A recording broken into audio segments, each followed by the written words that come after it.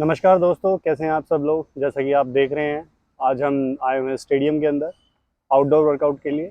और skating language में इसे बोलते हैं ऑफ ट्रेनिंग, जो कि एक बहुत इंपॉर्टेंट पार्ट है एक स्केटर के लिए, जो कि उसे करना बहुत ज़रूरी है। जनरली ऑफ ट्रेनिंग होता क्यों है और क्यों करनी चाहिए, सबसे पहले हम इसके ऊपर बात करते हैं।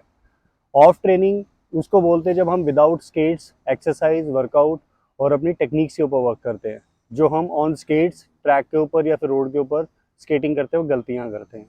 सॉफ्ट ट्रेनिंग उसे कहा जाता है। तो जैसे ही हम फ्री थे, आज मेरा ऑफ सेशन था, सो आई डिसाइडेड कि क्यों ना ऑफ ट्रेनिंग की जाए और अपनी टेक्निक्स के ऊपर वर्क किया जाए। और आज मैं लेके आया हूँ आपके लिए बहुत ही इंटरेस्टिंग टॉपिक, तो वीडियो में बने रहिए। और आपने अगर हमारा चैनल अभी तक सब्सक्राइब नहीं किया है तो प्लीज़ सब्सक्राइब कर दीजिए और बेल आइकन को क्लिक कर दीजिए, क्योंकि हमारे चैनल पे आपको मिलेंगी स्केटिंग रिलेटेड सारी वीडियोस और आपके सारे डाउट्स। हम आपकी डाउट्स को क्लियर करने की कोशिश करते हैं। और प्लीज़ दोस्तों सब्सक्राइब कीजिए, आपके एक सब्सक्राइब से हमें मोटिवेशन मिलता है आपके लिए और नई वीडियोस बनाने का।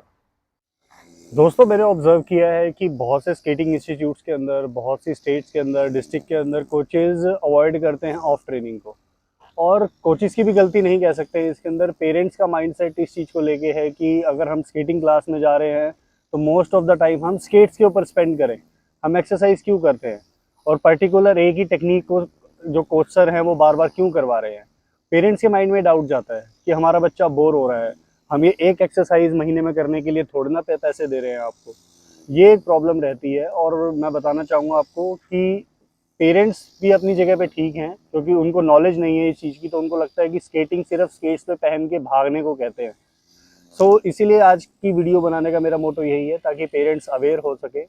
और अगर कोई छोटे बच्चे हमारी वीडियो को देख रहे हैं तो इस चीज़ को देख के सीख सकें कि कोच आपके ऊपर एक पर्टिकुलर टेक्निक के ऊपर टाइम क्यों लगाते हैं और वो करना क्यों ज़रूरी है। दोस्तों, जैसे कि आप जानते ही हैं कि स्केटिंग बहुत फास्ट गेम है और it's the game of seconds, तो उसमें कंट्रोल कितना ज़रूरी है। सो ऑफ ट्रेनिंग के अंदर आप अपनी मसल बिल्डिंग के ऊपर, कंट्रोल के ऊपर, बैलेंसिंग के ऊपर, कोऑर्डिनेशन के ऊपर और इंड्योरेंस के ऊपर वर्क करते हैं, जिसमें जब ग्रुप ट्रेनिंग होती है स्केटिंग क्लासेस के अंदर तो सभी बच्चे इक्वली परफॉर्म नहीं कर पाते। तो जब कोच अपना 100% दे रहा होता है और वो चाहता है कि हर बच्चे के अंदर इक्वल परफॉर्मेंस आए, तो वो थोड़ा सा एक्स्ट्रा एफर्ट्स करने के लिए बोलता है बच्चों को, और वो ये सजेस्ट करता है कि आप थोड़ा सा एक्स्ट्रा टाइम दो इस चीज़ को। और वो कई बार विदाउट स्केट्स करवानी होती हैं चीज़ें, तो इसलिए ऑफ ट्रेनिंग का सहारा लिया जाता है। तो इसलिए दोस्तों, हमें ऑफ ट्रेनिंग करनी बहुत ज़रूरी है और एक एक करेक्शन को स्टेप बाय स्टेप आगे बढ़ना बहुत ज़रूरी है। इस ट्रेनिंग को अलग अलग जगह पे कोचेज़ अलग अलग नाम देते हैं।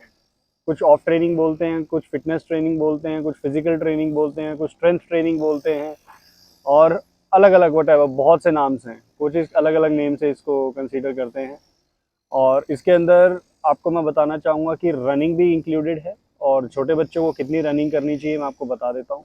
जो बिलो 10 ईयर्स हैं उनको कम से कम 1 किलोमीटर भागना चाहिए ऑफ ट्रेनिंग के अंदर।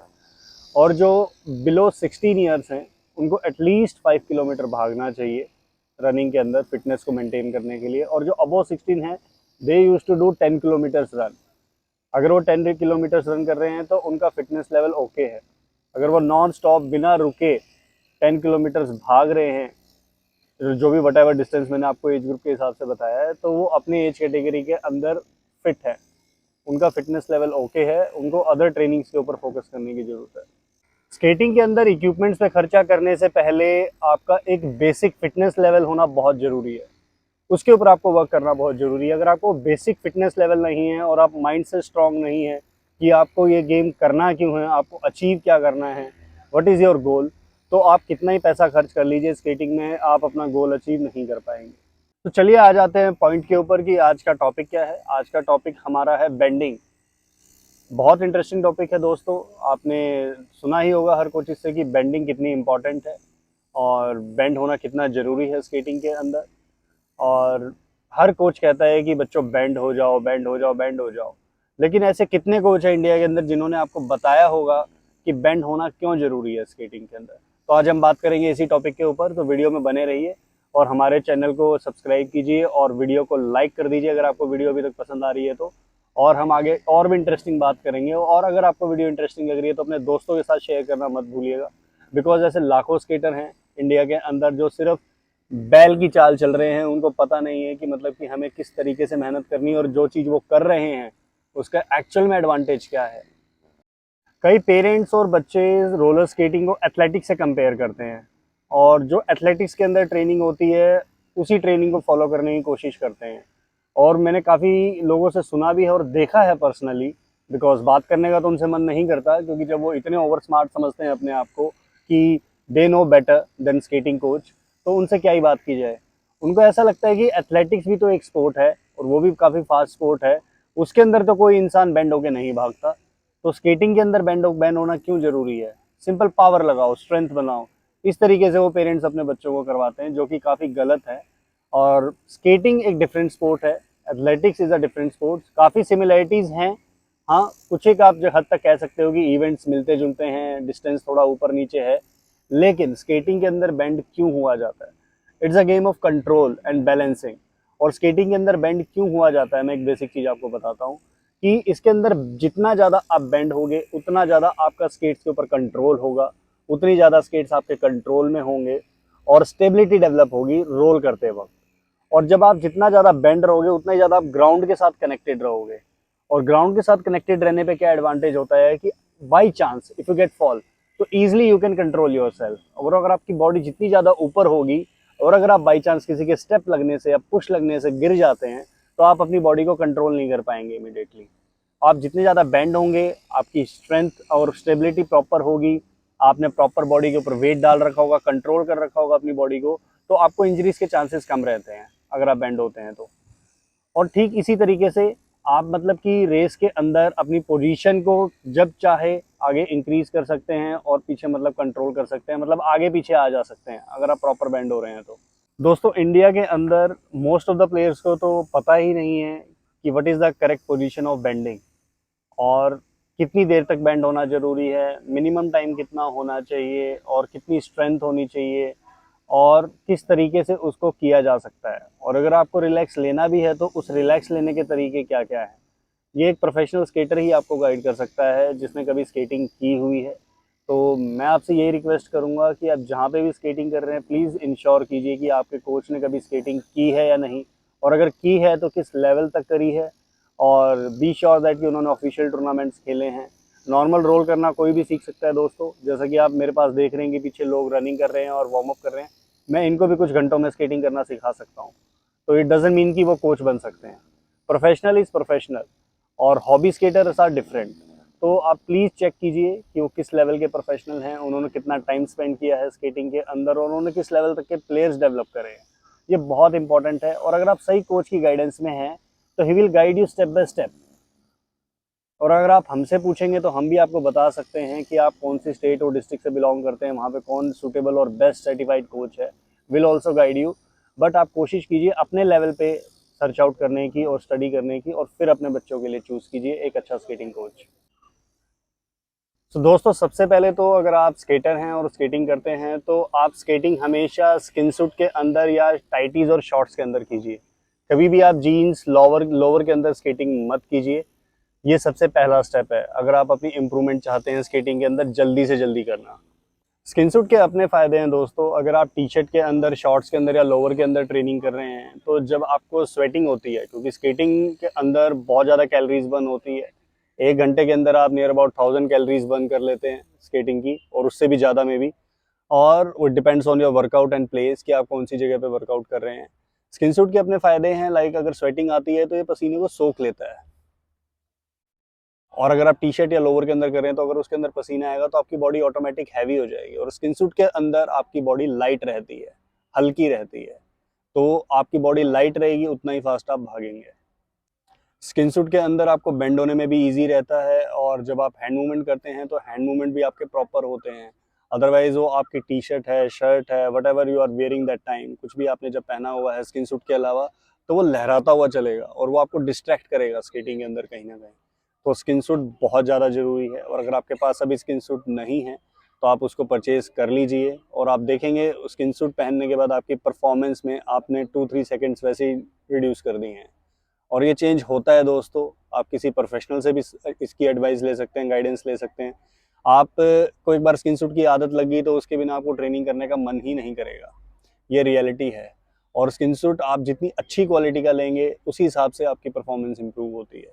आप कभी भी लो क्वालिटी का स्किन सूट मत लीजिए, लेकिन अगर आप फर्स्ट टाइम यूज़ कर रहे हैं तो आप कोई भी स्किन सूट लीजिए, टाइट ही लीजिए, आपको रिजल्ट मिलेगा। लेकिन इसको आप इम्प्रूव जरूर करते रहिए स्लो स्लो टाइम के अकॉर्डिंग, और उसमें आपको रिजल्ट देखने को मिलेगा। कई लोग हमसे पूछते हैं कि सर मेरा वेट बहुत ज़्यादा है, क्या मैं स्केटिंग कर पाऊँगा या कर पाऊँगी। मैं उनका एक डाउट क्लियर कर देना चाहता हूँ कि स्केटिंग के अंदर वेट का कोई ऐसा मतलब कि क्राइटेरिया नहीं है कि आपका वेट ज़्यादा है तो आप स्केटिंग नहीं कर सकते हो। बस आपके इंजरीज के चांसेस थोड़े बढ़ जाते हैं अगर आप वर्कआउट रेगुलर नहीं कर रहे हैं। तो आपको प्रिकॉशंस फॉलो करके प्रोफेशनल की गाइडेंस में स्केटिंग करनी होगी। आप बिल्कुल स्केटिंग कर सकते हैं और आपको स्केटिंग करनी चाहिए, और बहुत इंटरेस्टिंग स्पोर्ट है। आप ये मान के चलिए कि साइकिलिंग, ऑन फुट रनिंग और स्केटिंग में अगर कंपैरिजन किया जाए तो स्केटिंग के अंदर आपकी कैलोरी ज़्यादा बर्न होती हैं और बहुत कम टाइम के अंदर। चलिए दोस्तों, अब पॉइंट के ऊपर आते हैं कि हमें कितना बैंड होना चाहिए और किस तरीके से बैंड होना चाहिए और कम से कम कितनी देर तक बैंड होना चाहिए। कितनी देर तक बैंड होना चाहिए, सबसे पहले हम बात करते हैं कि आप अपनी परफॉर्मेंस का नॉर्मल टाइम चेक कीजिए कि आप कौन से डिस्टेंस के लिए ट्रेन कर रहे हैं और उस डिस्टेंस पे आपका टाइम कितना आ रहा है और आप कितना टाइम ले रहे हैं। आप जितना भी टाइम ले रहे हैं उससे डबल टाइम आपको कैलकुलेट करना है और उतने टाइम तक आपको कम से कम बेंड होना है उसी पोस्चर के ऊपर।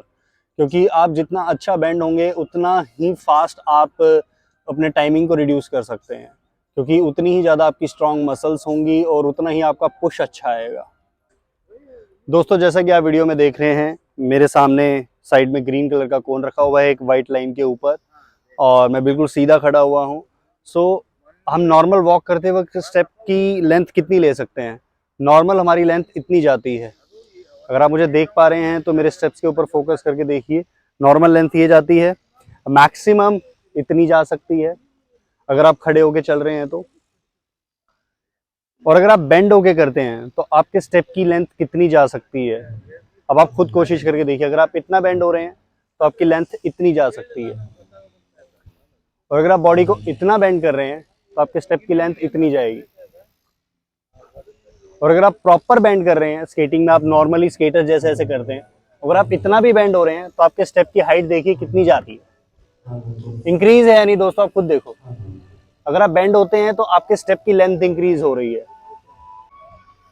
और दोस्तों, अगर एक स्केटर प्रॉपर बेंड होके पुश लेता है और स्टेप आगे मूव करता है तो कितना डिस्टेंस कवर कर सकता है अभी हम देखेंगे। आप ये देखिएगा, मैं एक बार प्रॉपर बेंड होता हूँ and I am taking step forward, you can see कितना डिस्टेंस है। अब मैं इसको ठीक पैरेलल लेके रखता हूं तो आपके लिए इजी रहेगा कि कितना डिस्टेंस मैंने कवर किया है। अब डिफरेंस देखिए, एक नॉर्मल वॉक का स्टेप डबल है। आप क्लियरली डिफरेंस चेक कर सकते हैं कि आपका डबल डिस्टेंस जा रहा है। आप जो रेस मतलब का आपका टाइम आ रहा है वो आधा तो आप ऑटोमेटिकली अपने बेंडिंग पोस्चर करके ही उसको रिड्यूस कर सकते हैं। एक प्रॉपर पोस्चर फॉलो करने के बाद आपकी रेस का जो भी टाइम आ रहा है वो ऑटोमेटिकली कम होता हुआ दिखेगा आपको। तो इसलिए बेंडिंग बहुत इंपॉर्टेंट है, इसलिए हर कोच आपको एडवाइस करते हैं बेंड होने के लिए। सो जो स्केटर्स अभी तक बेंड नहीं होते थे तो ये वीडियो देखने के बाद बेंडिंग के ऊपर अपना वर्क कीजिए और अपने कोचेस की इंस्ट्रक्शंस को फॉलो कीजिए। एक सही पोस्चर दोस्तों बेंडिंग का क्या होता है, आइए चलिए देखते हैं। अब उसके ऊपर हम बात करेंगे। आपको जब बेंड होना है तो आपकी जो नीज हैं और जो हिप लाइन है ये दोनों पैरेलल होनी चाहिए दोस्तों।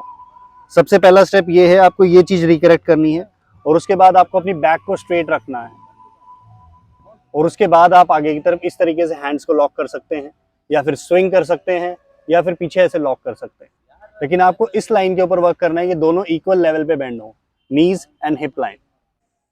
दोस्तों, पीछे आपने देखा कि हमें लोअर बॉडी को किस तरीके से मतलब कि अप्लाई करना है बेंडिंग के अंदर और किन किन चीज़ों का ध्यान रखना है। अब हम देखेंगे कि अपर बॉडी को किस तरीके से हमें सेट रखना है बेंडिंग के अंदर। तो देखिए, अपर बॉडी को आपको बेंड रखना है। आपके जो दोनों शोल्डर्स हैं, आपके दोनों शोल्डर्स को नीज के पैरेलल लेके आना है। जो आपकी नीज हैं उनके बिल्कुल ठीक पैरेलल होनी चाहिए, और आपको सामने देख के स्केटिंग करनी है हमेशा, कभी भी आपको नीचे देख के नहीं करनी है। Unlock your hands like this.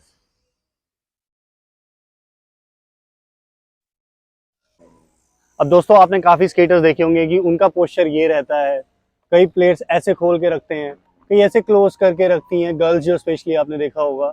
तो एक करेक्ट पोस्चर क्या है कि आपको कितनी मतलब डिस्टेंस पे ओपन करके रखना है लेग्स, जितने आपके शोल्डर्स हैं उतनी आपकी लेंथ होनी चाहिए, और आपके शोल्डर्स को नीज के बिल्कुल पैरेलल रखो, इतना आपका प्रॉपर डिस्टेंस रहेगा। मेरे पोस्चर के अकॉर्डिंग मैं कहूँ तो ये पोस्चर मेरे अकॉर्डिंग ठीक है, मेरी बॉडी के हिसाब say that is the perfect posture. दोस्तों अब आपने देखा होगा और कुछ स्केटर्स ऐसे करते हैं, पर्सनली मैंने ऑब्जर्व किया है कि उनका बॉडी पोस्चर ऐसे रहता है, उनके हिप्स ऊपर रहते हैं और बैक डाउन रहती है और पूरा बॉडी वेट टोस के ऊपर रहता है। ये बिल्कुल गलत पोस्चर है दोस्तों। आपको अपना बॉडी वेट पूरे फीट के ऊपर रखना है, टोस के ऊपर भी और हील के ऊपर भी, और पूरी ग्रिप बनाए रखनी है जब तक आप स्केटिंग कर रहे हैं। ऐसा नहीं है कि आपको हील के ऊपर वेट रखना है या टो के ऊपर वेट रखना है। अगर आप ऐसा कर रहे हैं तो आप डिसबैलेंस हो सकते हैं। आपको पूरी मतलब ग्रिप और प्रेशर डाल के रखना पड़ता है फीट्स के ऊपर कंट्रोल बनाए रखने के लिए। तो दोस्तों अब हम बात करेंगे हैंड मूवमेंट के अंदर कि हमें हैंड मूवमेंट किस तरीके से करने चाहिए और हमारे हाथों को किस तरीके से मूव करना चाहिए और कहाँ पे रखना चाहिए और क्या है करेक्ट पोजीशन हैंड मूवमेंट्स की बेंड होते वक्त। दोस्तों हैंड मूव करते वक्त आपका आगे वाला जो हाथ है वो नोज के बिल्कुल सामने होना चाहिए और पीछे वाला बिल्कुल सीधा होना चाहिए, और आप इस फ्लो के अंदर हैंड मूवमेंट कर सकते हैं। आपको मतलब कोई ज्यादा पीछे लेके जाने की जरूरत नहीं है, दैट इज रॉन्ग पोस्चर। ये जो पोस्चर हो रहा है ये बहुत गलत पोस्चर है, ऐसे आपको बिल्कुल नहीं करना है। In bending these are the wrong postures. ये जो हैंड मूवमेंट अभी मैं कर रहा हूँ ये गलत पोस्चर है। ऐसे पूरा पीछे बॉडी को ट्विस्ट करके स्विंग करना ये रॉन्ग पोस्चर, और हाथ ऐसे सीधे करके स्विंग करना दैट इज रॉन्ग पोस्चर। अगर आप ऐसा कर रहे हैं तो आज ही इसको इम्प्रूव करें। कई कई तो मतलब ऐसे ऐसे छोटे छोटे स्टेप्स लेते हैं, ये भी एक रॉन्ग पोस्चर है। हाथ पीछे कितना जाना चाहिए, ध्यान से देखिए दोस्तों। आप प्रॉपर बेंड हो रहे हैं, आपका हाथ इतना जाए पीछे सफिशिएंट है, जरूरी नहीं है कि आप पूरा पीछे फेंकें। फ्लो में अगर कई बार चला जाता है तो एक अलग चीज है, लेकिन आप इसको इतना रखें काफी है। सीधा जाना चाहिए, बस आपका हाथ सीधा जाना चाहिए और बॉडी के क्लोज जाना चाहिए। दोस्तों हैंड मूवमेंट को किस तरीके से मेंटेन करके चलना है, फ्लो के अंदर कई बार स्केटर्स ये गलती कर देते हैं। आपको हैंड स्विंग करते वक्त बॉडी के क्लोज हाथ रखने हैं, ना कि ऐसे दूर फेंकना है। बॉडी के क्लोज जितना हाथ रहेंगे उतनी आपकी बॉडी आपके कंट्रोल में रहेगी।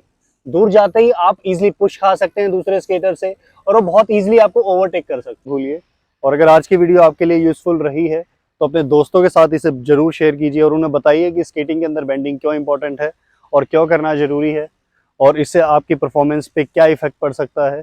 And please follow the instruction of your coaches. वो आपका भला ही चाहते हैं, बुरा नहीं चाहते हैं। हाँ, बट बी अवेयर और अलर्ट रहिए, और प्लीज इंश्योर कीजिए कि आपके कोच प्रोफेशनल हैं या नहीं। दोस्तों उम्मीद करते हैं हमारी वीडियो आपके लिए काफ़ी हेल्पफुल रही होगी, और अगर हमारी वीडियो से आपको कुछ सीखने को मिला है तो हमें कमेंट सेक्शन में ज़रूर बताएं। एंड कीप कनेक्टेड विद अस। और अगर आप अपने पोस्चर को इम्प्रूव कर पाए हैं तो वीडियो बना के हमें व्हाट्सएप पे ज़रूर शेयर कीजिए, और हम चेक करेंगे कि आप प्रॉपर कर रहे हैं या नहीं, और अगर आपका पोस्चर सही हुआ तो उसे हम हमारे चैनल पर अपलोड भी करेंगे। So please stay connected with us, please like our video and please share with your friends. Don't forget to share with your friends because it's very useful to guide someone who is in wrong direction। तो thank you so much दोस्तों आज की video देखने के लिए और हमारी video में बने रहने के लिए। फिर मिलेंगे आपके पास एक नए टॉपिक के साथ। Thanks for watching.